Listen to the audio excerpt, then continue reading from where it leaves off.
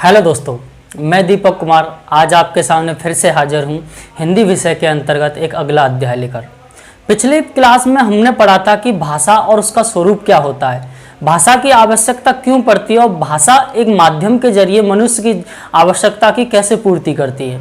तो हमने उसमें बताया था कि जो मनुष्य के मुख से जो ध्वनियाँ निकलती हैं उन ध्वनियों को क्या निश्चित चिन्ह दे दिए जाते हैं जो लिपि का रूप होते हैं। प्रत्येक भाषा की अलग अलग लिपि होती है और इसी लिपि के अंतर्गत जो चिन्ह दिए जाते हैं उसी को भाषा में सबसे पहले हम वर्ण कहते हैं और वर्ण ही भाषा की सबसे छोटी इकाई है।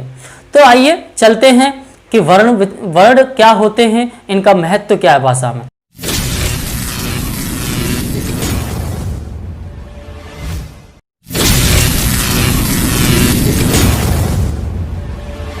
तो देखिए, जो वर्ण विचार है अर्थात हम ये कह सकते हैं जो भाषा की जो शुरुआत होती है या फिर ये मान के चलिए जो भाषा का जो महत्व है। भाषा क्या है? भाषा है, सबसे पहले हमने बताया था कि भाषा क्या है, भाव और विचारों को प्रकट करने का माध्यम है। और अगर हम भाषा के स्वरूप पर नजर डालें तो हमें मिलेगा कि भाषा क्या है, वाक्यों के उचित संयोजन से बनी है। और अगर वाक्यों पर नजर डालें तो हमको ज्ञात होगा कि जो वाक्य है वो पदों के उचित संयोजन से बने हैं। अच्छा, पद क्या होते हैं?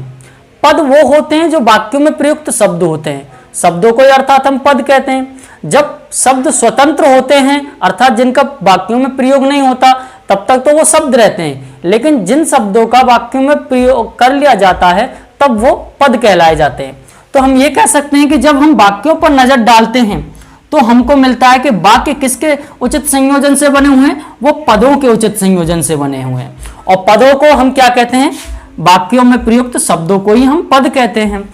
अब अगर हम पदों पर नजर डालें तो हम पाएंगे जो पद हैं वो क्या हैं, वर्णों के उचित संयोजन से निर्मित होते हैं। और वर्ण क्या है, वो भाषा की सबसे छोटी इकाई है और इन वर्णों के क्या है, हम खंड नहीं कर सकते। अर्थात हम इन वर्णों को अक्षर भी कहते हैं। देखिए, अक्षर दो शब्दों से मिलकर के बनाए। आ इसमें उपसर्ग है, ठीक है। आ क्या है, इसमें उपसर्ग है। और आ का अर्थ होता है, देखिए, ना। आ का अर्थ होता है ना और क्षर का अर्थ होता है नाश होने वाला। अर्थात हम अक्षर के अगर सार्थक अर्थ पर जाएं तो हम ये कह सकते हैं, इसको ना को यहां ऐड कर दें तो हम ये कह सकते हैं अक्षर का जो शाब्दिक अर्थ निकल के आएगा जिसका नाश ना हो, अर्थात नाश ना होने वाला।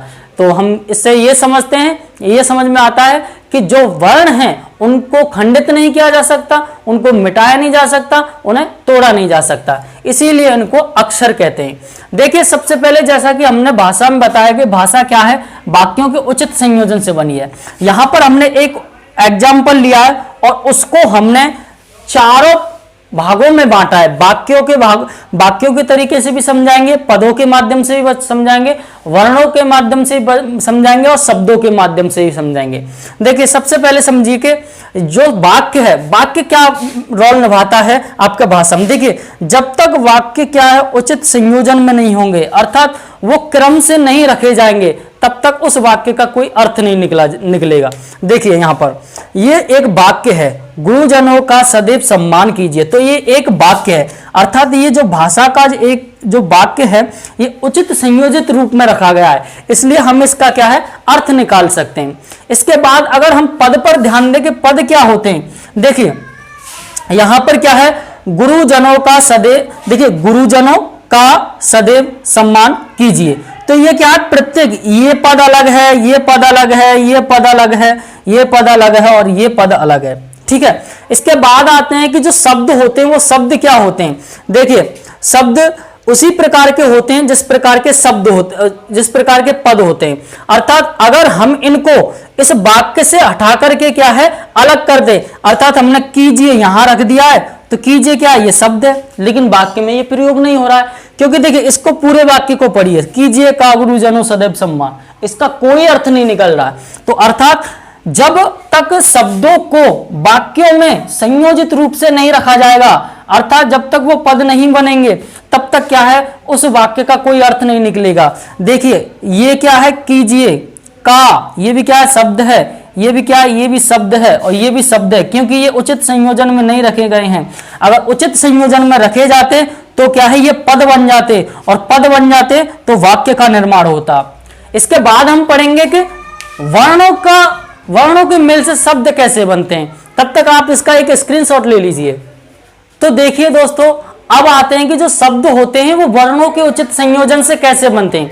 देखिए हमने ये एक पहला शब्द ले लिया, ठीक है, गुरुजनों, ठीक है। इस उदाहरण में हम क्या पढ़ेंगे कि वर्णों के संयोजन से, यानी वर्णों के संयोजन से हम कैसे शब्द का निर्माण करते हैं। देखिए इसमें जो पहला अक्षर है वो है ग, और गा पे जो स्वर लगा हुआ है वो लगा हुआ है ऊ का स्वर, ठीक है, ये हो गया गु। इसके बाद जो रा है उस पे भी क्या है, ऊ का सुर लगा हुआ है। उसके बाद जा है, और जा पर भी क्या लगा हुआ है, इस पे आ का स्वर लगा हुआ है।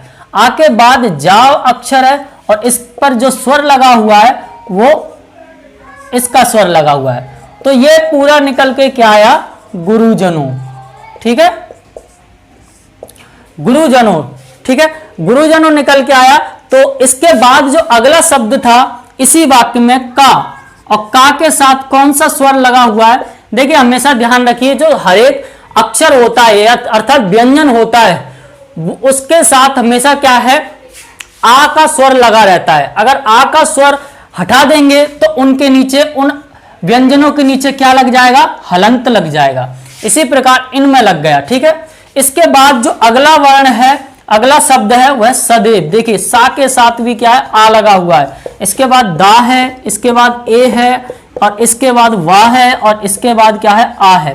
देखिए इनके साथ भी क्या है, हलंत लगेगा, तो ये क्या बनेगा, शब्द बनेगा, ठीक है। इसके बाद जो अगला है वो सम्मान, ठीक है, स, ठीक है, म, सम्मान, ठीक है। देखिए ये देखिए सा ये क्या है, इसमें पूरा एक शब्द है, ठीक है। इसमें थोड़ी सी यहाँ गलती हो गई है, ये सा के साथ आ का स्वर भी लगा हुआ है, ठीक है। यहाँ देखिए ये सा पे हमने आ हटा दिया तो ये हलंत लग गया इसके नीचे। देखिए इसमें दो माँ हैं, तो एक माँ तो आधा है बिना स्वर का, और एक माँ भी, ये भी आधा हो जाएगा अगर इसमें से आ को अलग कर देंगे, ठीक है। तो सम्मान, ठीक है, ये क्या हो गया, सम्मान, ठीक है। इसी प्रकार जो अन्य भी शब्द आएंगे वो इसी प्रकार से आएंगे। तो हम इस तरीके से समझ सकते हैं कि ये जो शब्द बन रहे हैं, इन शब्दों का जो निर्माण हो रहा है वो किससे हो रहा है, इन वर्णों के उचित संयोजन से हो रहा है। अर्थात हम ये कह सकते हैं अगर इन वर्णों का उचित संयोजन नहीं होगा और इसकी जगह इसको यहां रख दिया जाएगा और इसकी जगह इसको यहां रख दिया जाएगा तो शब्द क्या है, अनर्थ हो जाएगा। शब्द का क्या है, अर्थ नहीं निकलेगा, उसका अनर्थ हो जाएगा, अर्थात कोई अर्थ नहीं निकलेगा। तो दोस्तों हम इसमें यह कह सकते हैं जो वर्ण है, वर्ण वे ध्वनि चिन्ह है जिसके और अधिक खंड नहीं किए जा सकते, और वर्णों का प्रयोग ध्वनि चिन्हों एवं लिपि चिन्हों दोनों रूपों में किया जाता है, ठीक है। तो देखिए हमने अब इसके बाद हमने देखो वाक्यों के टुकड़े किए तो पद निकल के आए, पदों को अलग किया तो शब्द निकल के आए, शब्दों को अलग किया तो वर्ण निकल के आए। लेकिन अब इससे ज्यादा क्या है, इन वर्णों के क्या है, टुकड़े नहीं हो सकते, और इन्हीं वर्णों को क्या है, भाषा की सबसे छोटी इकाई कहते हैं। तो दोस्तों इसके बाद हम पढ़ेंगे कि वर्णों का क्या महत्व है भाषा में। तब तक आप इसका एक स्क्रीनशॉट ले लीजिए। तो दोस्तों अब आते हैं वर्णों का महत्व क्या है भाषा में। देखिए एक एक बिंदु से जानेंगे। देखिए वर्ण मौखिक एवं लिखित, भाषा के जो दो रूप होते हैं, मौखिक और लिखित, इन दोनों ही रूपों की क्या है, ये जो वर्ण है मूलभूत इकाई है, क्योंकि इन्हीं के द्वारा क्या है, चाहे वो मौखिक भाषा हो चाहे लिखित भाषा हो, उसका क्या है प्रयोग होता है, या फिर हम उस भाषा का प्रयोग कर पाते हैं। साथ ही साथ जो वर्णों के बिना क्या है, भाषा का अस्तित्व नहीं है, चाहे वो हिंदी हो, अंग्रेजी हो, उर्दू हो, अरबी, फारसी, पंजाबी, कोई सी भाषा हो, हर एक भाषा की जो मूलभूत इकाई है, अर्थात ये कह सकते हैं जो भाषा का जो अस्तित्व है वो किससे है, वो वर्णों से है। इसके बाद जो अगला बिंदु है कि ये भाषा के प्रत्येक, यानी कि ये भाषा के प्रत्येक रूप में विद्यमान रहते हैं। भाषा के जो ये दोनों रूप हैं, मौखिक एवं लिखित, इन दोनों ही रूपों में क्या है, ये वर्ण क्या है, विद्यमान रहते हैं। और ये इन वर्णों के द्वारा ही, यानी कि इन वर्णों के शुद्ध ज्ञान से या फिर इन वर्णों के द्वारा ही क्या है, हम भाषा में शुद्ध उच्चारण एवं लेखन कर सकते हैं। अर्थात जो वर्ण होते हैं वो शुद्ध उच्चारण और लेखन में क्या है, सहायक है। अर्थात जो अगला जो मुख्य बिंदु है, अर्थात जो बच्चे भाषा का अध्ययन करते हैं, जिनका जो विषय होता है वो भाषा पर ही टिका होता है या फिर भाषा के बारे में ही वो क्या अध्ययन करते हैं, तो उन बच्चों के लिए क्या है, भाषा का अध्ययन करने वाले छात्रों के लिए वर्णों का अध्ययन महत्वपूर्ण है, क्योंकि इनके सही रूप का जो भी ज्ञान होता है वो भाषा को उच्चारण और लिखित रूप में क्या है, उसके स्तर को क्या है, अच्छा बनाता है, यानी कि शुद्ध बनाता है। तो हम ये कह सकते हैं कि जो वर्णों का जो उचित महत्व यानी कि उचित जो प्रयोग है अगर भाषा के अंतर्गत किया जाए तो वो भाषा को क्या है, एक तो उच्चारण और दूसरा लेखन के द्वारा या फिर इनके अंतर्गत या फिर इनको क्या है, शुद्ध बनाता है। ठीक है, लेखन और उच्चारण इन दोनों को क्या है, वर्णों के द्वारा क्या है, हम शुद्ध कर सकते हैं। इसके बाद हम पढ़ेंगे कि ये वर्णमाला क्या होती है। अर्थात जब भाषा की शुरुआत होती है तो उसमें सबसे पहली जो वर्णों की जो माला आती है, अर्थात हम ये कह सकते हैं वर्णों का जो उचित संयोजन होता है, अर्थात वर्णों को जो क्रम से लिखा जाता है उनको हम वर्णमाला कहते हैं। तो वर्णमाला के बारे में पढ़ेंगे। इससे पहले आप एक बात ध्यान रखिए कि जितने भी जो स्वर होते हैं, जितने भी व्यंजन होते हैं वो व्यंजन क्या है, आ स्वर के माध्यम से बोले जाते हैं। अगर हम इस का में से आ को हटा दें, इसको हटा दें तो इसके नीचे क्या है, हलंत लग जाएगा। अर्थात हलंत हम उसी व्यंजन के नीचे लगाते हैं जो स्वर रहित होता है। अगर उसके साथ आ जुड़ा हुआ है, देखिए यहां पर आ इसके साथ जुड़ा हुआ है तो हम इसको का पूरा बोल सकते हैं। अगर आ नहीं है तो इसको हम क्या, आ के सहायता के बिना नहीं बोल पाएंगे। तो हम वर्णमाला के बारे में अध्ययन करेंगे, तब तक आप इसका एक स्क्रीनशॉट लीजिए। तो दोस्तों अब आते हैं वर्णमाला पर। देखिए प्रत्येक भाषा में क्या है, अनेक ध्वनियां होती हैं और उन ध्वनियों को क्या है, चिन्ह दे दिए जाते हैं, या फिर हम ये कह सकते हैं उन ध्वनियों को क्या है, वर्णों के रूप में क्या लिखित रूप दे दिया जाता है जो लिपि द्वारा निर्मित होते हैं। तो जो ध्वनियां होती हैं वो भाषा का क्या है, सबसे छोटी इकाई होती हैं। तो हिंदी भाषा में भी इसी प्रकार ये वर्ण निश्चित किए गए हैं और इन वर्णों को दो प्रकार से बांटा गया है, स्वर और व्यंजन। तो आइए हम इन सब वर्णों के बारे में जानते हैं कि प्रत्येक वर्ण का क्या क्या प्रयोग है, क्या क्या भूमिका है। तो सबसे पहले हम अगर जाए कि वर्णमाला की परिभाषा क्या है, तो हम ये कह सकते हैं वर्णों का व्यवस्थित समूह ही क्या है, वर्णमाला कहलाता है। यानी कि वर्णों को व्यवस्थित तरीके से लिखना ही क्या है, वो वर्णमाला है। देखिए जो हमारी हिंदी भाषा है वो एक वैज्ञानिक भाषा है, अर्थात इसमें क्या है, जो बोला जाता है वही लिखाया जाता है। लेकिन अंग्रेजी भाषा क्या है, उसमें लिखाया कुछ और जाता है और बोला कुछ और जाता है। तो हमारी जो ये हिंदी भाषा है और इसकी जो वर्णमाला है वो वैज्ञानिक वर्णमाला है, क्योंकि इसके अंतर्गत जो भी लिखा जाएगा वही बोला जाएगा। तो इसकी परिभाषा के अंतर्गत हम यही कह सकते हैं कि वर्णों का व्यवस्थित समूह ही क्या है, वर्णमाला कहलाता है। इसके अतिरिक्त जो हमारी वर्णमाला में 11 स्वर बताए गए हैं, इन 11 स्वरों में ये अ आ ई उ ऊ रे ए ओ ओ, ये 11 तो स्वर हैं। देखिए आप काउंट करना कि हमारी वर्णमाला में कितने व्यंजन आते या वर्ण आते हैं। इसके बाद एक अनुस्वार आता है अंग और एक आता है विसर्ग अ, यानी कि इन दोनों अनुस्वार और विसर्ग को कहते हैं हम अयोगवा। अर्थात अयोगवा का अर्थ होता है कि योग ना होने पर भी जो साथ दे, अर्थात एक एक ये हो गए तो कुल हो गए आपके 13 वर्ण। इसके बाद जो व्यंजन आते हैं उन व्यंजनों में सबसे पहले जो व्यंजन आते हैं वो होते हैं स्पर्श व्यंजन। और स्पर्श व्यंजन हमारी भाषा में, हमारी हिंदी की वर्णमाला में 25 स्पर्श व्यंजन है और इनको क्या है, वर्ग के हिसाब से क्या है, बांटा गया है। अर्थात एक वर्ग में 5 व्यंजन रखे गए हैं और उस वर्ग का नाम उसके प्रथम वर्ण से रखा गया है। ऐसे कि जैसे कि का वर्ग में क ख ग घ ड़, चा वर्ग में च छ ज झ ण, टा वर्ग में ट ठ ड ढ़ ण, ता वर्ग में त थ द ध न, पा वर्ग में प फ ब भ म। ये क्या है? स्पर्श व्यंजन है और ये इनकी संख्या कितनी है? 25 है। इसके बाद जो अंतस्थ व्यंजन आते हैं वो 4 हैं और वो कौन कौन से? य र ल व, और ये 4 अंतस्थ व्यंजन हैं हमारी हिंदी वर्णमाला में। इसके बाद ऊष्म व्यंजन, ऊष्म का अर्थ होता है गर्म, अर्थात जिन उच्चारणों को उच्चारित करते समय मुख के अंदर से गर्म हवा निकले उनको ऊष्म व्यंजन कहते हैं। और ये हमारी हिंदी की वर्णमाला में 4 होते हैं, 1 2 3 4, ये 4 होते हैं। कुल टोटल देखा जाए तो जो हिंदी की वर्णमाला में जो हमारे स्पर्श व्यंजन हैं वो कितने हैं? वो सॉरी, स्पर्श व्यंजन तो हमारे 25 हैं, कुल टोटल देखा जाए तो व्यंजन कितने हैं? वो 33 हैं। इसके बाद देखो व्यंजनों में हम स्पर्श व्यंजनों को भी ले लेते हैं, अंतस्थ व्यंजनों को भी ले लेते हैं और ऊष्म व्यंजनों को भी ले लेते हैं, लेकिन हम उक्षिप्त और संयुक्त व्यंजनों को नहीं लेते हैं।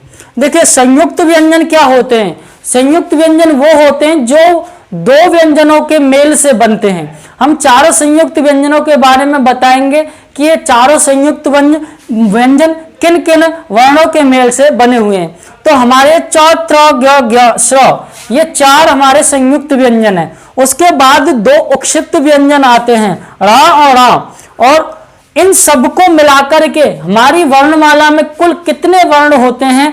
वह होते हैं 52 वर्ण होते हैं। इनके बाद कुछ आगत वर्ण भी आते हैं जिनमें क ख ज फ और अ, ये क्या है? आगत यानी कि विदेशी वर्ण हैं।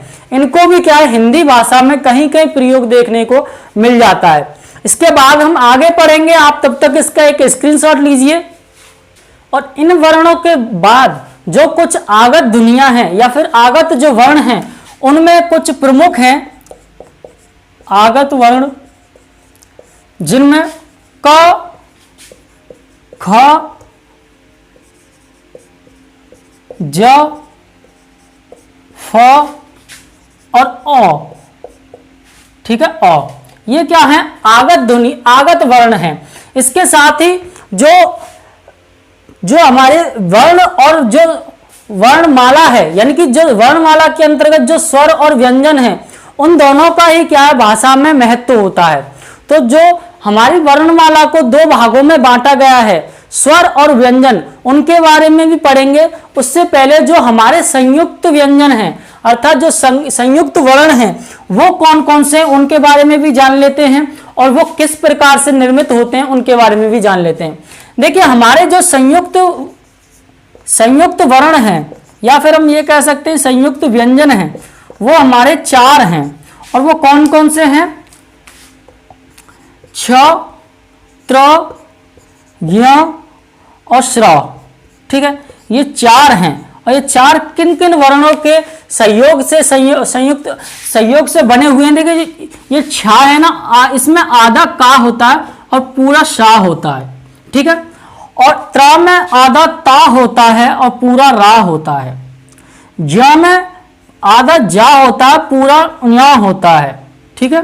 श्र में आधा शा होता है और पूरा रा होता है, ठीक है। इस प्रकार से इन संयुक्त व्यंजनों का क्या है? निर्माण होता है। इसके बाद जो वर्णमाला को हमने 2 भागों में बांटा है, पहला है स्वर और दूसरा है व्यंजन। तो सबसे पहले हम स्वरों के बारे में पढ़ेंगे। तो दोस्तों अब आते हैं कि स्वर क्या होते हैं, क्योंकि हमारी हिंदी वर्णमाला को 2 भागों में बांटा गया है, स्वर और व्यंजन। सबसे पहले हम अध्ययन करेंगे स्वरों का। देखिए स्वरों की परिभाषा में हम कहना चाहें तो ये कह सकते हैं कि जिन वर्णों के उच्चारण में किसी अन्य वर्ण की सहायता नहीं लगती, अर्थात जो स्वतंत्र रूप से उच्चारित किए जाते हैं, उनको हम कहते हैं स्वर कहते हैं, ठीक है। इनका उच्चारण स्वतंत्र रूप से होता है और इनके उच्चारण में जो हमारी अंदर की जो वायु होती है और वो अंदर से जब मुख के द्वारा बाहर निकलती है तो वो निर्बाध यानी कि बिना किसी बाधा के बाहर निकलती है, यानी कि उसे आने में कोई बाधा उत्पन्न नहीं होती है। और इनके उच्चारण में जो मुंह के जिन हिस्सों का प्रयोग होता है वो सामान्यतः कंठ और तालु का ही प्रयोग होता है। लेकिन कभी कभी क्या उ और उ में सिर्फ इन्हीं दो स्वरों में क्या है, होठों का प्रयोग होता है। ठीक है, इसके बाद जो हिंदी भाषा में जो स्वरों की जो संख्या है वो 11 संख्या है, जिसमें अ आ इ ई उ ऊ री उ ऊ और ओ ये 11 स्वर हैं। इसके साथ ही जो री जो स्वर है ये क्या है, हमारा संस्कृत का स्वर है और ये हमेशा तत्सम अर्थात संस्कृत के शब्दों में ही प्रयोग होता है, जैसे कि मृग, वृक्ष और कृषि, ये सभी क्या है, तत्सम शब्द हैं। और जो हमारे स्वर हैं वो 3 भागों में विभाजित किए गए हैं, ह्रस्व स्वर, दीर्घ स्वर और प्लुत स्वर। इन तीनों स्वरों के बारे में हम अध्ययन करेंगे, तब तक आप इसका एक स्क्रीनशॉट लीजिए। जो स्वरों का जो पहला रूप है वह ह्रस्व स्वर है, यानी कि ह्रस्व स्वर की परिभाषा में हम लिखना चाहें या फिर ह्रस्व स्वर क्या होता है, सबसे पहले हम ये जानते हैं। देखिए, ह्रस्व स्वर वो होते हैं जिनके उच्चारण में सबसे कम समय अर्थात एक मात्रा का समय लगता हो और वो बिना किसी दूसरे स्वर की सहायता से बोले जाते हों, उन्हें हम क्या है, ह्रस्व स्वर बोलते हैं। और हमारे जो हिंदी के स्वरों में जो ह्रस्व स्वरों की जो संख्या है वह 4 है। तो हम इसकी परिभाषा में ये लिख सकते हैं कि जिन स्वरों के उच्चारण में कम समय, सबसे कम समय अर्थात एक मात्रा का काल लगता है, उन्हें हम क्या कहते हैं, उन्हें हम ह्रस्व स्वर कहते हैं।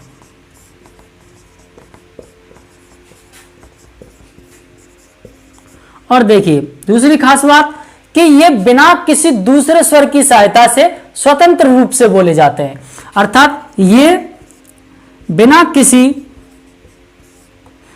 किसी दूसरे स्वर की सहायता से बोले जाते हैं। और ये हिंदी में इनकी संख्या 4 है।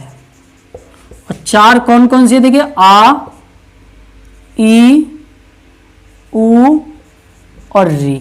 देखिए ये 4 स्वर हैं जिन्हें हम क्या है, ह्रस्व स्वर कहते हैं।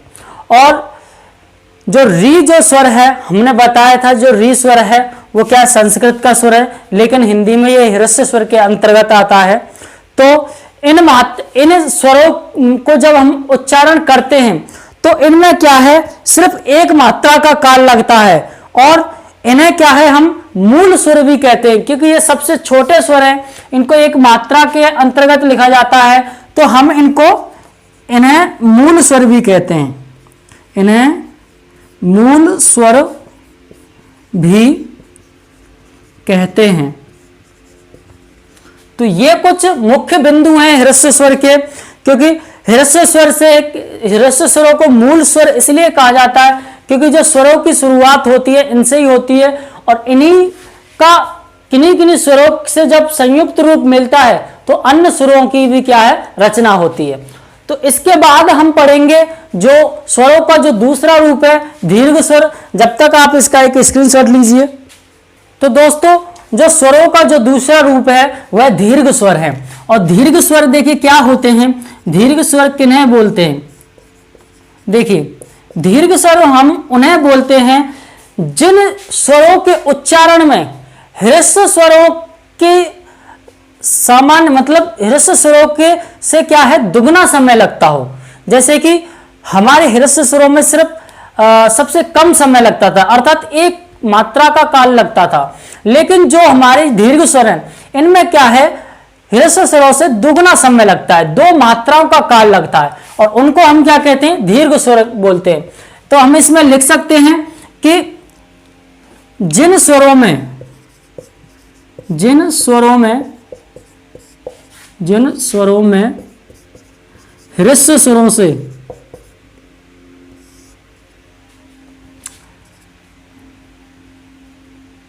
ह्रस्व स्वरों से 2 गुना समय, अर्थात हम ये कह सकते हैं 2 मात्रा का काल, 2 मात्रा का काल लगता है, उन्हें हम क्या कहते हैं? दीर्घ स्वर कहते हैं। और इनकी संख्या कितनी है हमारे हिंदी भाषा में? 7। और 7 वो कौन कौन से हैं? देखिए, आ, ई, उ, ए, ओ। ठीक है, ये 7 स्वर हैं जिन्हें हम क्या कहते हैं? दीर्घ स्वर कहते हैं। और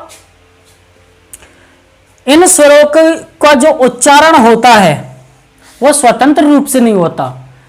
इन स्वरों का उच्चारण स्वतंत्र रूप से नहीं होता, क्योंकि स्वतंत्र उच्चारण सिर्फ ह्रस्व स्वरों का ही होता है।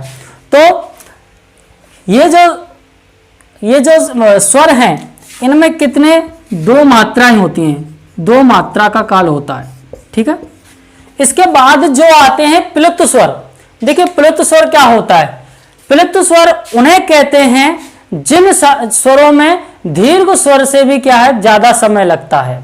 अर्थात हम ये कह सकते हैं जो प्लुत स्वर होते हैं, देखिए प्लुत स्वर, और प्लुत स्वरों के अंतर्गत हम ये लिख सकते हैं कि जब किसी स्वर के उच्चारण में 2 मात्रा काल से अधिक समय लगे तो वह प्लुत स्वर कहलाता है। अर्थात जिन स्वरों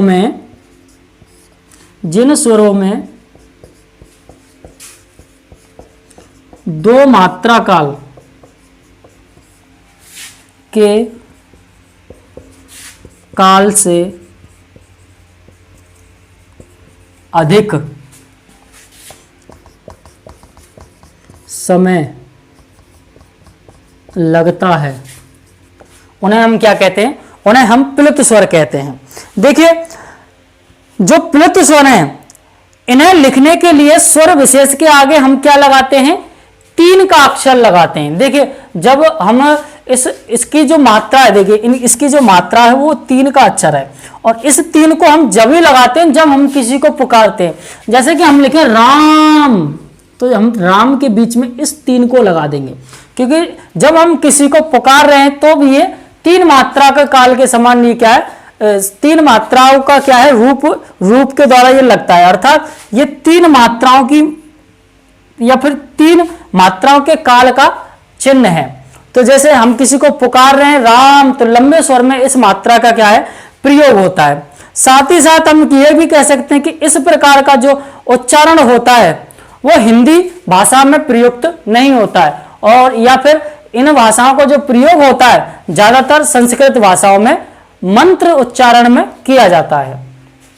ठीक है, तो ये थे हमारे स्वरों के जितने भी रूप हैं वो थे। इसके बाद जो हम पढ़ेंगे वो पढ़ेंगे जो स्वरों की मात्राएं हैं। देखिए, इसके बाद हम पढ़ते हैं स्वरों की मात्राएं। देखिए, जो हमारे 11 स्वर हैं और इन 11 स्वरों की जो मात्राएं हैं वो अलग अलग हैं, और देखिए उनका जो प्रयोग होता है, देखिए ये हमारे 11 स्वर हैं, आ, ई, उ, री, ए, ओ। ठीक है, ये हमारे 11 स्वर हैं, और इनका प्रयोग अगर हम का पे करना चाहें, क्योंकि का देखिए बिना आ के स्वर के नहीं बोला जा सकता। मैं पहले ही समझा चुका हूं कि जहां का में आ का स्वर नहीं होगा तो वो हलंत युक्त का कहलाएगा। अगर का में आ का स्वर है तो वो हलंत रहित हो जाएगा। ठीक है, चूंकि अब हम यहां पर मात्राओं के बारे में बता रहे हैं, तो देखिए जो इसकी मात्रा है वो कुछ नहीं होती, लेकिन इसके बिना कोई भी व्यंजन बोला नहीं जा सकता। जो इसकी मात्रा है वो होती है एक इस तरीके से देखिए, ये सिर्फ एक डंडा सा है, ये सिर्फ क्या है, इस आ की मात्रा है। तो देखिए हम इसको ऊपर लिखते जाएंगे इनकी मात्रा को।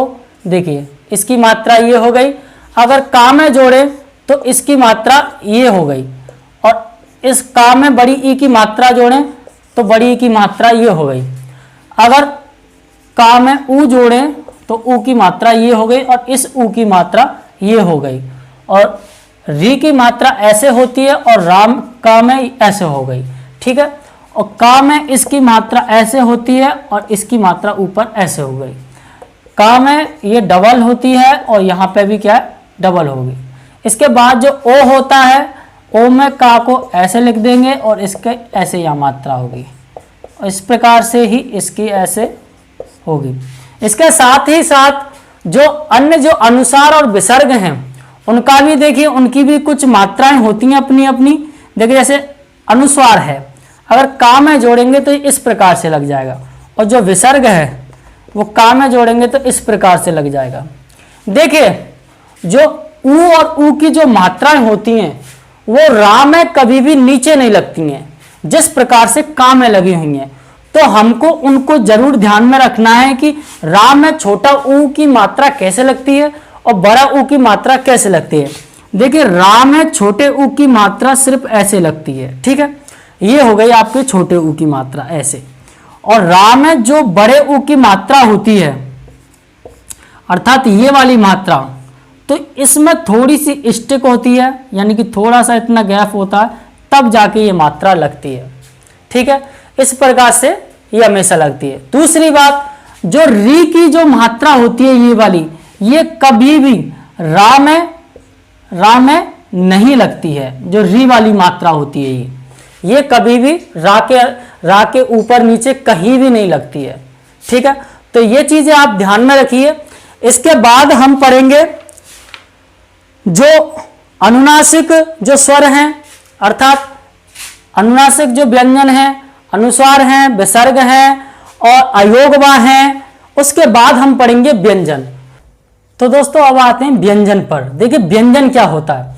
देखिए स्वरों के बाद जो वर्णों में जो वर्णमाला में जो वर्ण आते हैं उनको हम व्यंजन कहते हैं। अर्थात हम ये कह सकते हैं कि व्यंजन वे वर्ण हैं जो भाषा में स्वतंत्र रूप से ना बोले जाकर वो क्या है, सुरों के सहायता से बोले जाते हैं।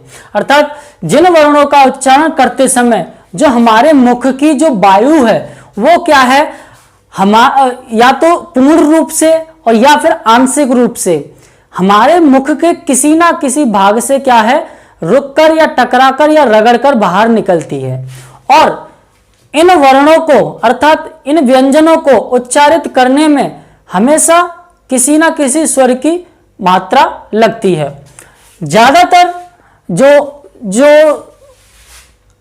जो रिक्त जो वो होते हैं, व्यंजन होते हैं जो वाक्य में प्रयोग नहीं होते, जिनका मूल रूप लिखा जाता है, तो किसी भी व्यंजन के नीचे हम हलंत लगाकर उसका मूल रूप लिखते हैं, लेकिन उसको हम उच्चारित नहीं कर सकते। लेकिन उच्चारित करने के लिए उसमें आ की ध्वनि लगानी पड़ती है हमें। तो हम इसकी परिभाषा में बोल सकते हैं कि जिन वर्णों का उच्चारण करते समय हवा पूर्ण रूप से या तो पूर्ण रूप से या आंशिक रूप से रुककर मुख से बाहर निकलती है, उन्हें हम क्या है, व्यंजन कहते हैं। और व्यंजन स्वतंत्र ध्वनियां नहीं होती और इनको उच्चारण करने में क्या होता है, स्वरों की सहायता लेनी पड़ती है। और प्रत्येक व्यंजन के उच्चारण में हम क्या है, आ की ध्वनि का प्रयोग करते हैं या फिर आ की ध्वनि छिपी रहती है। अब देखिए जो व्यंजनों के जो भेद है वो 3 प्रकार के व्यंजन होते हैं। आप सोच रहे होंगे इसमें संयुक्त व्यंजन क्यों नहीं है। संयुक्त व्यंजन वो व्यंजनों के भेद में नहीं आते, क्योंकि वो अन्य दूसरे व्यंजनों के मेल से बने हुए होते हैं, इसलिए वो इन्हीं स्पर्श व्यंजन या अंतस्थ व्यंजन या ऊष्म व्यंजनों के क्या है, मेल से बने होते हैं। तो वो इनके अंतर्गत, व्यंजनों के भेद के अंतर्गत नहीं आते हैं। तो सबसे पहले हम जानेंगे कि स्पर्श व्यंजन क्या होता है, उसके बाद अंतस्थ व्यंजन उसके बाद ऊष्म व्यंजन। जो व्यंजनों का पहला भेद है वह स्पर्श व्यंजन है। देखिए स्पर्श व्यंजन किन्हें कहते हैं कि जिन वर्णों के उच्चारण में या फिर जिन व्यंजनों के उच्चारण में मुख के किसी ना किसी अंग से हवा रगड़ कर या टच करके निकलती है, उन्हें क्या है, हम स्पर्श व्यंजन कहते हैं। और इसके बारे में हम ये भी कह सकते हैं कि जिन व्यंजनों का उच्चारण करते समय मुख से निकलने वाली जो वायु होती है वो क्या उच्चारण विशेष स्थान को, यानी कि उच्चारण में जो भी विशेष स्थान होते हैं जिनसे क्या है वायु टच करके या स्पर्श करके निकलती है, जैसे कि दंत, ओष्ठ, मूर्धा और तालव्य और कंठ, ये तालु, ये सभी क्या है, ये सभी हमारे उच्चारण विशेष स्थान है। तो इनसे जो हवा टकरा के निकलती है उनको हम क्या है स्पर्श व्यंजन कहते हैं। और स्पर्श व्यंजनों में हमारे कितने व्यंजन बताए थे मैंने, 25 व्यंजन बताए थे। इनको आप जोड़ना मत स्पर्श व्यंजनों में, क्योंकि ये उच्छिप्त व्यंजन है, लेकिन मैंने इसलिए यहाँ पे लिख दिए क्योंकि इनका जो उच्चारण स्थान है वो मूर्धा से ही होता है।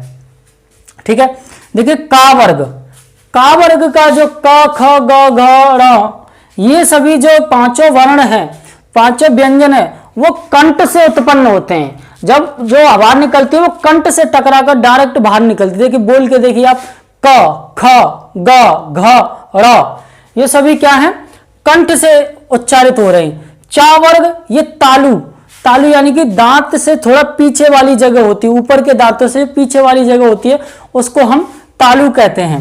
ठीक है, तो चा, छ, जा, झा और या ना, इसको हम क्या है, तालु कहते हैं। टा वर्ग, ये होती है मूर्धा, जो दांतों के पीछे से और पीछे वाली जगह होती है, उसको हम मूर्धा कहते हैं। उससे टकरा करके क्या है, ये ट, ठ, ड, ढ, ण, ये उच्चारित होते हैं। टा वर्ग, और ये दांतों से, जब हमारी जीभ दांतों से टकराएगी तब इन वर्णों का क्या उच्चारण होगा। पा वर्ग में हमेशा ओष्ठ का प्रयोग होता है, इसमें पा, फ, ब, भ, मा, इनको आप उच्चारित करके देखिए, आपको महसूस होगा। इसके बाद आते हैं आपके अंतस्थ व्यंजन, तब तक आप इसका एक स्क्रीनशॉट लीजिए। तो दोस्तों जो अंतस्थ व्यंजन होते हैं वो हमारी हिंदी वर्णमाला में 4 होते हैं, और इन अंतस्थ व्यंजनों को हम ये भी कहते हैं कि ये जो व्यंजन होते हैं ये स्वर और व्यंजनों के मध्य के से होते हैं, इसलिए इनको क्या है, हम अंतस्थ व्यंजन कहते हैं। इनका जो उच्चारण स्थान होता है वो जीभ, तालु और दांत और ओष्ठ के निकट आने से होता है। अर्थात हम ये कह सकते हैं जो या का जो उच्चारण स्थान है वो तालव्य है, रा का मूर्धन्य, ला का दंत्य और वा का दंत और ओष्ठ, ये दोनों को टच करती है जीभ जब इनका उच्चारण होता है। तो इन व्यंजनों का उच्चारण स्वरों एवं व्यंजनों के मध्य का सा होने के कारण इन्हें अंतस्थ व्यंजन कहते हैं। इनके बाद जो ऊष्म व्यंजन आते हैं, देखिए ऊष्म व्यंजन के, जब तक आप इसका एक स्क्रीनशॉट लीजिए। हाँ, तो इसके बाद जो तीसरा आता है ऊष्म व्यंजन। देखिए ऊष्म व्यंजन उन्हें कहते हैं जब हम उन व्यंजनों का उच्चारण करते हैं जिन व्यंजनों के उच्चारण करने में हमारे मुख के अंदर से एक विशेष प्रकार की गर्म हवा या उष्ण वायु निकलती है, उनको हम क्या है, ऊष्म व्यंजन कहते हैं। देखिए ऊष्म व्यंजन, और ये कितने होते हैं, ये 4 होते हैं। देखिए जिन वर्णों के उच्चारण में, जिन व्यंजनों के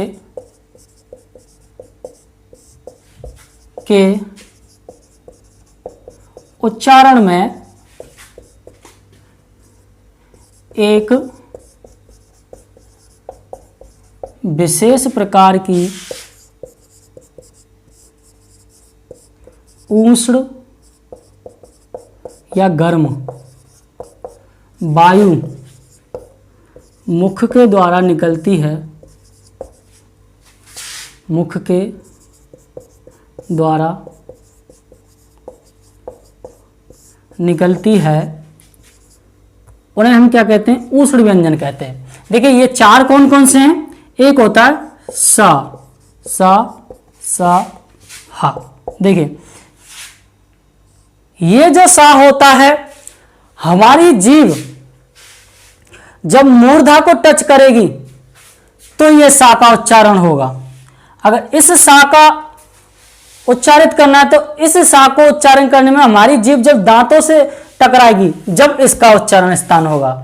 ठीक है, तो इन दोनों सा के अंतर को पहचानिए। ठीक है, और जब सा को इस सा को जब हम उच्चारित करेंगे तो जो हमारी जीभ होगी वो क्या है, मूर्धन और जो दंत दोनों से टकरा करके बाहर निकलेगी।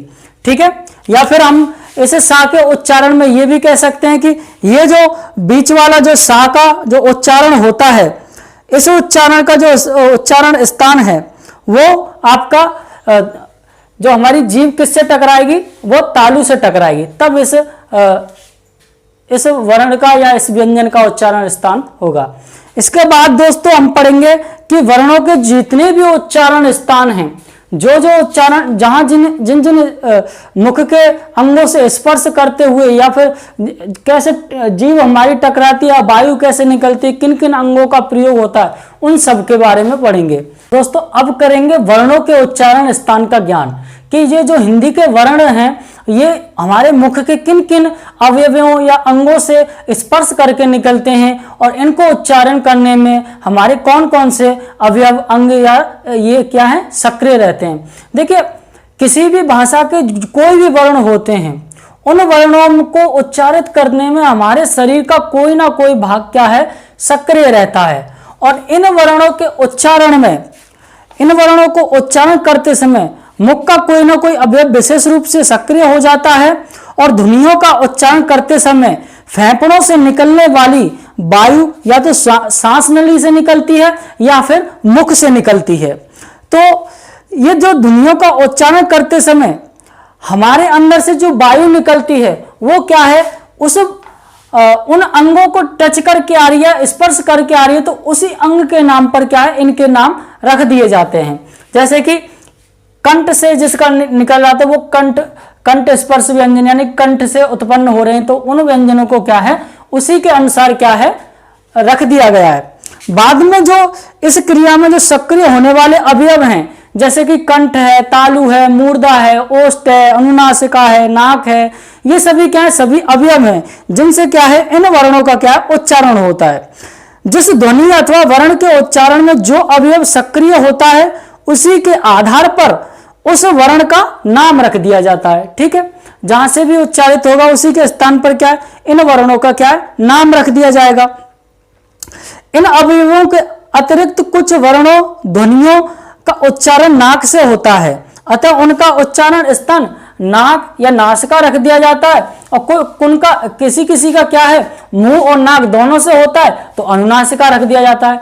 तो देखिए आइए समझते हैं इनके कुछ जो जहां ये मुख के जिन जिन अवयवों से स्पर्श होकर निकलते हैं। देखिए जो आ है और जो का वर्ग के जो पांचों वर्ण हैं, देखिए क ख ग घ ण, ये पांचों वर्ण और हा और विसर्ग जो हमारा है, विसर्ग हमारा एक ही है। ठीक है, ये सभी जो उच्चारित होते हैं वो कंठ की सहायता से होते हैं, कंठ यानी कि गला। ठीक है, समझते जाइए।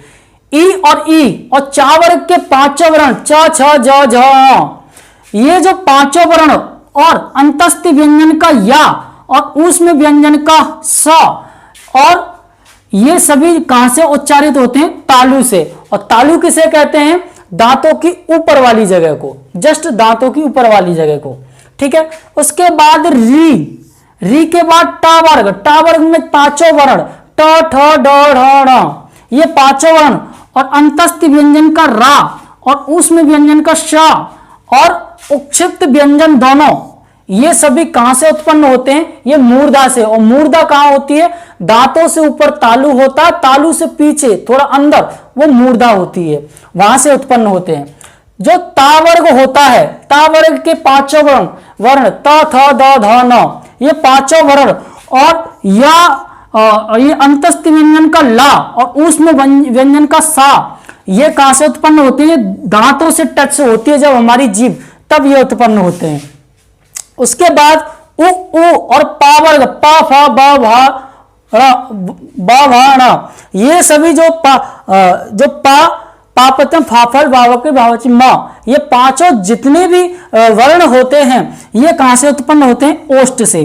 देखिए पा फा बा होठों का प्रयोग हो रहा है। ठीक है, उसके बाद जो चंद्र बिंदु जो हमने अनुनासिक बताई थी, ठीक है, ये जो चंद्र बिंदु जिस वर्ण पर लग जाती है तो इसका उच्चारण स्थान कहां से होता है?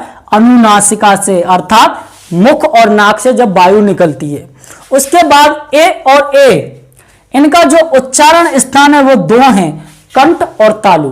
कंठ से भी उच्चारित होती है और तालु से भी। उसके बाद ओ और ओ, इसका कंठ और ओष्ठ दोनों का प्रयोग होता है, आधा आधा।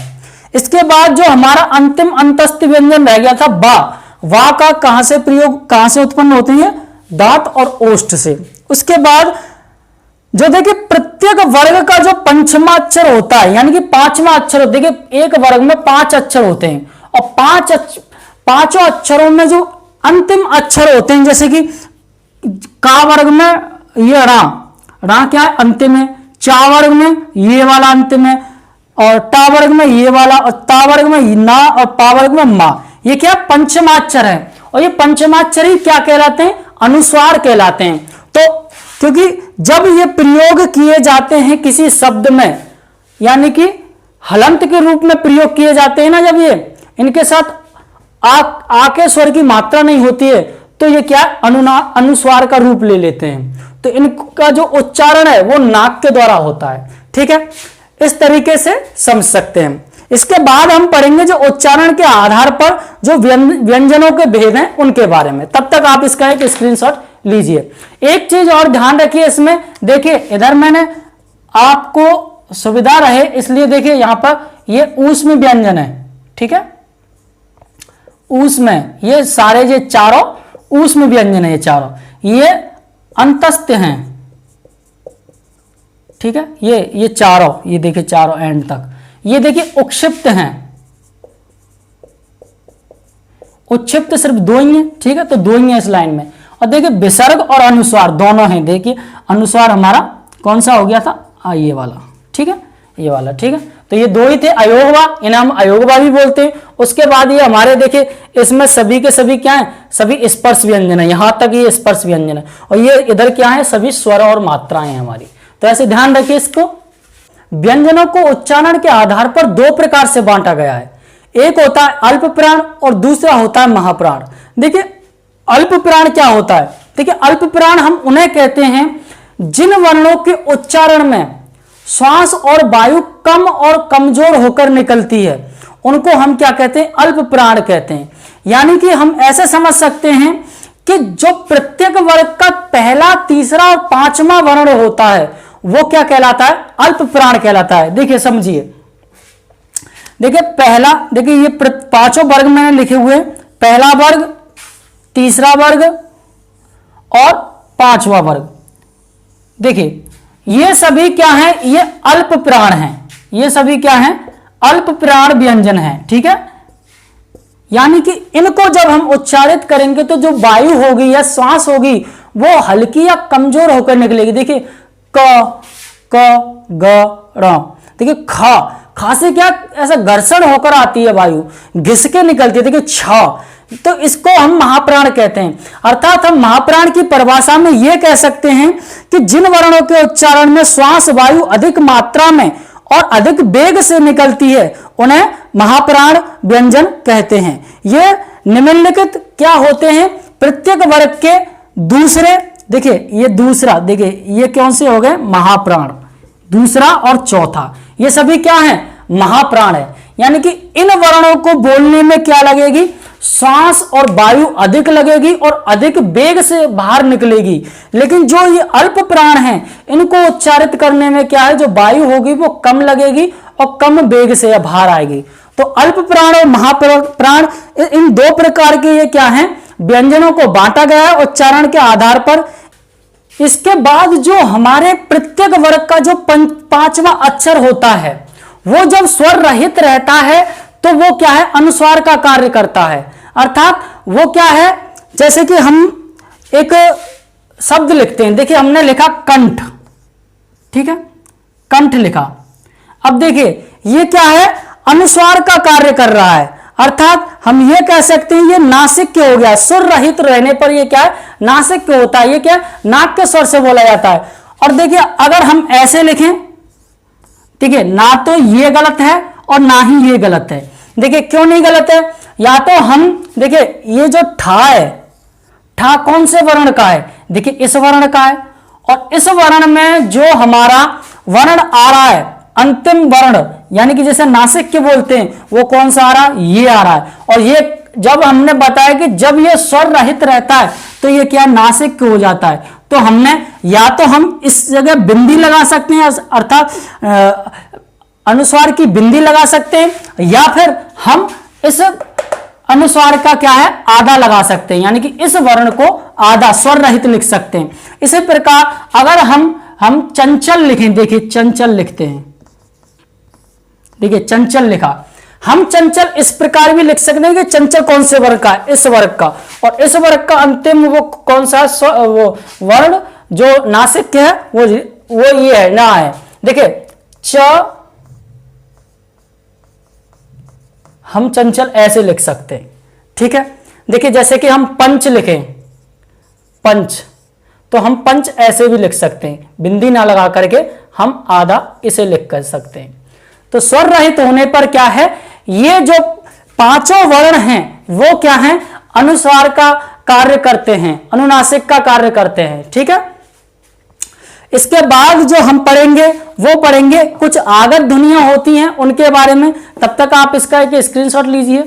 तो देखिए दोस्तों, अब हम पढ़ते हैं आगत ध्वनियां, या फिर हम ये कह सकते हैं जो आगत कुछ ध्वनियां आ गई हैं हमारी हिंदी भाषा में, उनका प्रयोग भी क्या है? हिंदी भाषा में होने लगा है। जैसे उर्दू, फारसी, अरबी, अंग्रेजी, इन शब्दों का, इनके शब्दों का, वर्णों का क्या है? प्रयोग भी हिंदी भाषा में होता है। तो इन भाषाओं में जो प्रमुख जो शब्द हैं, जैसे कि मैंने बताया था क, ख, ज, झ, और देखिए अ,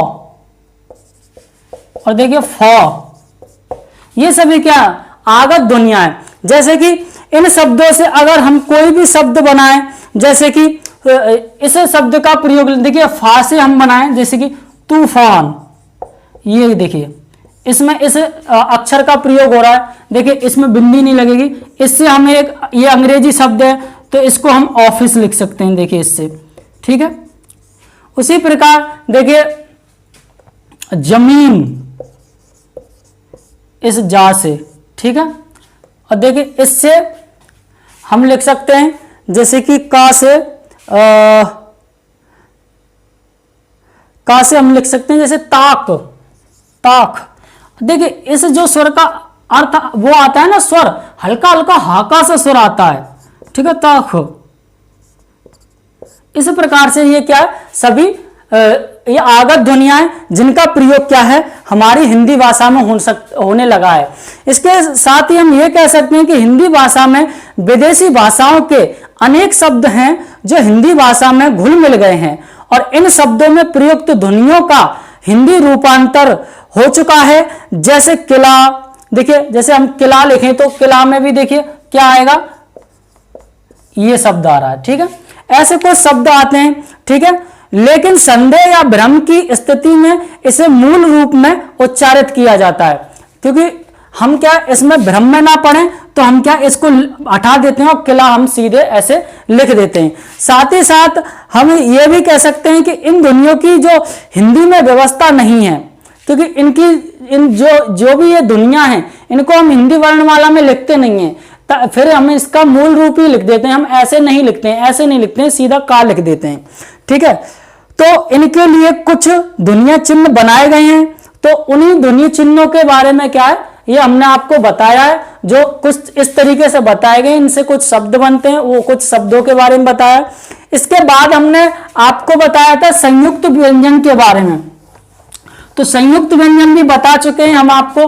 जो संयुक्त व्यंजन होते हैं वो कितने होते हैं? वो 4 होते हैं, ठीक है। संयुक्त व्यंजन ये आप दोबारा नोटिस कर लीजिए, ठीक है, छ, त्र, ज्ञ, स्र, ठीक है। इनको ध्यान में रखिए, बहुत ही ज्यादा इंपॉर्टेंट हैं ये ऐसे बनते हैं, आधा ता और रा, इसके बाद जा आधा और रा पूरा, इसके बाद सा आधा और रा पूरा। देखिए इस प्रकार से संयुक्त अक्षरों का क्या है निर्माण होता है।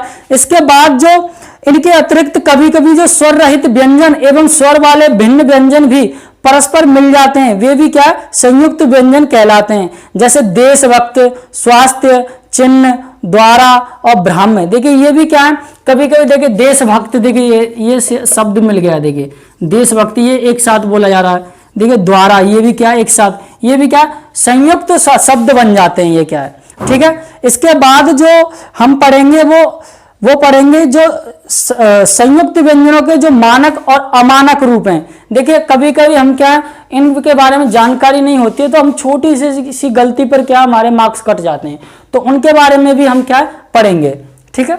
देखिए दोस्तों, संयुक्त व्यंजन हमने 4 बताए थे, लेकिन कभी कभी क्या होता है कि ऐसे भी संयुक्त व्यंजन देखने को मिलते हैं। देखिए ये एक साथ लिखे जाते हैं कभी इकट्ठे, ठीक है। देखिए ऐसे ये, ठीक है, ऐसे ये देखिए ड़ा और डे, ठीक है, और ऐसे ये क्या, ये भी संयुक्त व्यंजन ही कहलाते हैं, क्योंकि इनका क्या है कभी कभी एक साथ प्रयोग होता है। देखिए अगर हम चिट्ठी ऐसे लिख रहे हैं तो ये सही है, ब्राह्मण ऐसे लिख रहे हैं तो ये सही है, ये मानक शब्द हैं। देखिए हड्डी लिख रहे हैं तो ये सही है, ऐसे मिट्टी लिख रहे हैं तो ये सही है, लेकिन हम क्या करते हैं, चिट्ठी को हम ऐसे लिख देते हैं, ये क्या गलत है। हमें ऐसे नहीं लगते चिट्ठी, हमें ऐसे ही लिखनी है, ये शुद्ध रूप है। देखिए ब्राह्मण हम ऐसे लिख देते हैं, हम ऐसे नहीं लिख सकते, या फिर हम ऐसे लिख देते हैं, देखिए ऐसे लिख देते हैं, तो ये भी क्या है गलत है। उसके बाद जो हड्डी भी हम ऐसे डा पर डा चढ़ा देते हैं, ठीक है, ये भी गलत है। तो मिट्टी भी ऐसे ही लिख देते हैं हम कभी कभी, देखिए, तो हमें ऐसे नीचे लटकाने नहीं है, ये एक साथ आधा स्वर रहित व्यंजन लगा के फिर स्वर सहित दूसरा व्यंजन भी हमें लिखना है। तो ये मानक और अमानक दोनों रूप हैं संयुक्त व्यंजनों के। इसके बाद जो द्वितीय व्यंजन आते हैं, देखिए द्वितीय व्यंजन क्या होते हैं कि जब एक ही प्रकार के स्वर रहित व्यंजन और स्वर युक्त व्यंजन एक साथ संयुक्त रूप से उच्चारित हों, वो द्वितीय व्यंजन कहलाते हैं। देखिए द्वितीय व्यंजन को समझिए,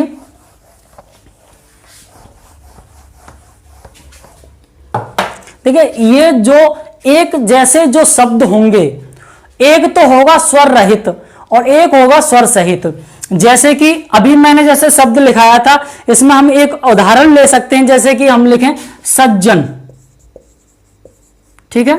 देखिए ये एक साथ एक जैसे व्यंजन है, देखिए ये दोनों आधा जाए और फिर आधा पूरा जाए, ठीक है, इस प्रकार से। तो इनको हम कहते हैं द्वितीय व्यंजन। तो इसकी परिभाषा में आप लिख लीजिए कि जब एक ही प्रकार के स्वर रहित व्यंजन और स्वर युक्त व्यंजन एक साथ संयुक्त रूप से उच्चारित हो तो वे द्वितीय व्यंजन कहलाते हैं, ठीक है। देखिए इसमें देखिए एक तो स्वर रहित हो गया और एक स्वर युक्त हो गया, और दोनों ही एक जैसे ही अक्षर हैं, तो इनको क्या है हम द्वितीय व्यंजन कहते हैं। इसके बाद देखिए अक्षर क्या होता है। वैसे तो मैं अक्षर आपको शुरुआत में ही बता चुका हूं कि अक्षर का क्या अर्थ है, फिर भी एक बार और समझ लीजिए कि अक्षर एक या एक से अधिक ध्वनियों की इकाई को कहते हैं, ठीक है। अक्षर एक या तो एक ध्वनि होगी या एक से अधिक दूसरी ध्वनि होगी, अर्थात संयुक्त ध्वनि होगी, उसको हम क्या कहते हैं, अक्षर कहते हैं, जिनका उच्चारण एक झटके में फेफड़ों के एक बार फूलने तथा सिकुड़ने के बाद मुख तक आई वायु से किया जाता है। यानी कि जब हम इसका उच्चारण करेंगे तो एक ही झटके में इसका उच्चारण हो जाएगा, मतलब जो हमारे फेफड़े एक ही बार इसको उच्चारित करने में सिकुड़ेंगे और एक ही बार फूलेंगे। साथ ही साथ अक्षर के बारे में हम ये भी कह सकते हैं कि जो अक्षर हैं इस आधार पर शब्दों को एकाक्षरी भी कहते हैं और अनेकाक्षरी भी कहते हैं, ठीक है। तो इसलिए कहते हैं क्योंकि इनको मात्रा का क्या है, इनमें थोड़ा सा अंतर होता है। तो अक्षर के बारे में हम समझेंगे। देखिए तो दोस्तों देखिए, एकाक्षरी अक्षर उन्हें कहते हैं जिनको उच्चारित करने में जो हमारे फेफड़े हैं वो एक ही बार फूलेंगे और एक ही बार क्या है सिकुड़ेंगे। जैसे कि इनमें हम उदाहरण में लिख सकते हैं ए, ओ, आम, पुत्र। देखिए हमने आम कहा, आम एक बार में कह दिया, पुत्र एक बार में कह दिया। लेकिन जो अनेकाक्षरी होते हैं, जिनमें अनेक अक्षर होते हैं, अनेकाक्षरी, ठीक है। तो इसमें क्या होता है कि अन्य शब्द होते हैं, इसमें क्या फेफड़े 2 या 2 से अधिक बार फूलते हैं। जैसे कि हमने लिखा अभिमान, देखिए अभिमान लंबा शब्द है तो फेफड़ों को क्या है फूलने सिकुड़ने में समय लगता है। अभिमान के बाद इलाका, ठीक है, इलाका। इस प्रकार से ये क्या एकाक्षरी और अनेकाक्षरी अक्षर होते हैं। इसके बाद देखिए बलाघात। बलाघात क्या होता है? देखिए दोस्तों बलाघात क्या होता है, देखिए जिस प्रकार जब हम किसी भाषा में किसी वाक्य के द्वारा किसी वस्तु पर क्या है जोर देते हैं यानी बल देते हैं, उसको हम कहते हैं बलाघात कहते हैं, ठीक है। जैसे कि हम एक पेन मांग रहे हैं कि मुझे पेन दो, तो इसमें क्या किसी शब्द पर हमने बल नहीं दिया, जोर नहीं दिया। अगर हम ये कहें कि मुझे पेन दो, तो इसमें क्या है हम पेन पर क्या है बल लगा रहे हैं, बल, इसी को क्या बलाघात कहते हैं। इसी प्रकार स्वर शब्दों में भी क्या है स्वरों पर क्या है जो स्वरों का जो बल का आघात होता है वो समान नहीं रहता है, और उनमें भी क्या है जो स्वरों की जो मात्राएं होती हैं उनमें भी क्या है जो बलाघात होता है वो क्या है अलग अलग तरीके का होता है। तो हम जैसे कि एक एग्जाम्पल के तरीके से समझे, देखिए जैसे हमने लिखा अभिमा, देखिए अब इसको पढ़ के देखिए अभिमानु, कुछ अस्वाभाविक सा लग रहा है, देखिए लेकिन अब अगर हम इसको ऐसे पढ़ें अभिमान, देखिए अभिमान यानी कि यानी खुद पे मान हो यानी कि गर्व हो यानी कि अभिमान, इससे हमें यह लग रहा है कि अभी यानी खुद पर बल दिया जा रहा है, ठीक है।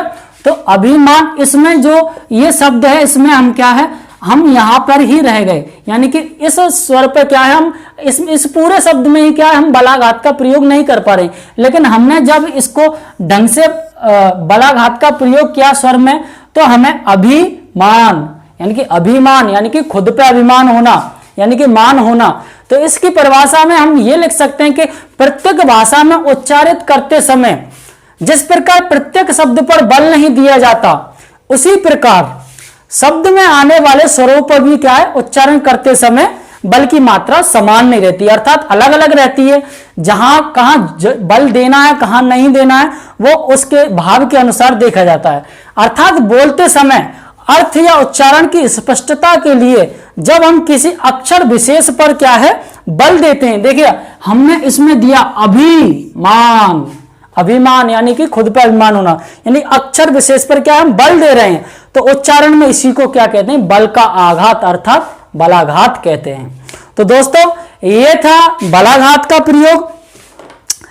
इसके बाद जो कुछ ध्यान देने योग्य बातें हैं जो हमने आज पूरे वर्ण विचार के अंतर्गत पढ़ाई हैं, देखिए जब हमने बताया कि वर्ण क्या होते हैं, देखिए वर्ण हमने बताया था कि वर्ण भाषा की वे ध्वनियां हैं जिनको क्या है निश्चित चिन्ह दे दिया गया है, तो उनको क्या कहते हैं हम वर्ण कहते हैं। उसके बाद हमने बताया था कि वर्णों का प्रयोग ध्वनि चिन्हों और लिपि चिन्हों दोनों में होता है। तो हम ये कह सकते हैं कि जो वर्णों का प्रयोग है वो कहां होता है लिपि चिन्हों और वर्णों में, अर्थात यहां हमें ध्वनि लिखनी थी, ध्वनियों का प्रयोग, ठीक है। ध्वनि कहां वर्ण और लिपि दोनों के द्वारा क्या है प्रयोग की जाती है। इसके साथ ही साथ वर्णों के व्यवस्थित समूह को हम क्या कहते हैं वर्णमाला कहते हैं, जिसमें क्या जिसको हमने जो वर्णमाला को हमने कितने अक्षरों में कितने भागों में बांटा है 2 भागों में बांटा है, स्वर और व्यंजन। साथ ही साथ में जो हिंदी वर्णमाला में कुल कितने वर्ण बताए थे हमने 52 वर्ण बताए थे, ठीक है। कहीं कहीं देखिए 48 भी लिखा आता है, तो आप ऑप्शन के हिसाब से टिक करना। वैसे जो कुल टोटल जितने भी वर्ण हैं वो 52 लिखे जाते हैं, ठीक है। साथ ही साथ और हिंदी वर्णमाला में 11 स्वर हैं और स्वर कैसी हैं स्वतंत्र ध्वनियां। स्वर कितने हैं 11 हैं, ठीक है, ये आप ध्यान रखिए। और इसके बाद जो हमने बताया था कि व्यंजनों का उच्चारण स्वरों की सहायता से किया जाता है, लेकिन स्वरों का उच्चारण व्यंजनों की सहायता से नहीं किया जाता। इसके बाद हमने बताया था कि स्वर के भी क्या है कितने 3 भेद बताए थे, ह्रस्व दीर्घ और प्लुत, ठीक है। तो ह्रस्व और दीर्घ हिंदी में प्रयोग होते हैं और ह्रस्व स्वरों को ही हमने क्या मूल स्वर बताया था। उसके बाद जो मात्राएं स्वरों के चिन्ह हैं, देखिए सभी मात्राएं बताई थी हमने, सभी स्वरों के चिन्ह भी बताए थे, जिन्हें व्यंजनों के साथ क्या लिखा जाता है। आ स्वर को छोड़कर सभी के लिए मात्राएं हैं। देखिए आ को क्या है, आ की कोई मात्रा नहीं है, लेकिन आ के बिना किसी व्यंजन का क्या उच्चारण संभव नहीं है। लेकिन सभी स्वरों की क्या है, अपनी अपनी मात्राएं हैं, लेकिन इसकी कोई मात्रा नहीं है, लेकिन इसके बिना क्या हम किसी व्यंजन का उच्चारण नहीं कर सकते। अनुस्वार ध्वनि का उच्चारण नाक से होता है। इसका प्रयोग स्पर्श व्यंजन के प्रत्येक वर्ग के पंचमाक्षर, देखिए मैंने बताए थे, ये पंचमाक्षर बताए थे, ठीक है, आप ये ध्यान रखना, ये पांचों पंचमाक्षर ये क्या होते हैं, नासिक के होते हैं, अनुस्वार होते हैं ये, ठीक है। इसके बाद हमने बताया था कि जो अनुनासिक ध्वनि का उच्चारण नाक तथा मुंह दोनों से होता है उनको हम क्या कहते हैं, अनुनासिक अर्थात चंद्र बिंदु कहते हैं। नाक प्लस मुंह दोनों से, तो उसको हम क्या कहते हैं, चंद्र बिंदु, ठीक है। इसके बाद जो हमने बताया था कि अन्न और आहा का उच्चारण स्वरों एवं व्यंजनों से भिन्न होता है, इसलिए इनको हम अयोगवाह कहते हैं। देखिए ये सभी क्या है, स्वर और व्यंजनों से दोनों क्या है, अलग होते हैं, इनको इसलिए हम क्या कहते हैं, अयोगवाह, यानी कि योग ना होने पर भी जो साध्य, ठीक है। इसके बाद हमने बताया था कि उच्चारण के आधार पर व्यंजन को दो व्यंजनों के कितने भेद किए गए, दो भेद किए गए, अल्प प्राण और महाप्राण। यानी कि अल्प प्राण उन्हें कहते हैं कि प्रत्येक वर्ग का प्रथम तृतीय और पंचमाक्षर ये क्या कहते हैं, अल्प प्राण कहलाते हैं, और महाप्राण द्वितीय और तृतीय प्रत्येक वर्ग का अक्षर वो क्या कहलाता है, महाप्राण कहलाता है। इसके साथ ही संयुक्त वर्णों में हमने, संयुक्त व्यंजनों में हमने बताया था कि क्ष, त्र, ज्ञ और श्रा ये सभी क्या है, संयुक्ताक्षर हैं, तो इनको हम संयुक्ताक्षर कहते हैं। इसके साथ ही जो हमने एक्सरसाइज भी बताई थी, कुछ शब्दों को शुद्ध और अमानक और मानक रूप भी बताया था, तो ये चीजें आप सब ध्यान रखिए। और वीडियो में कोई भी अगर आपको बात समझ में नहीं आई तो दोबारा वीडियो को देखें।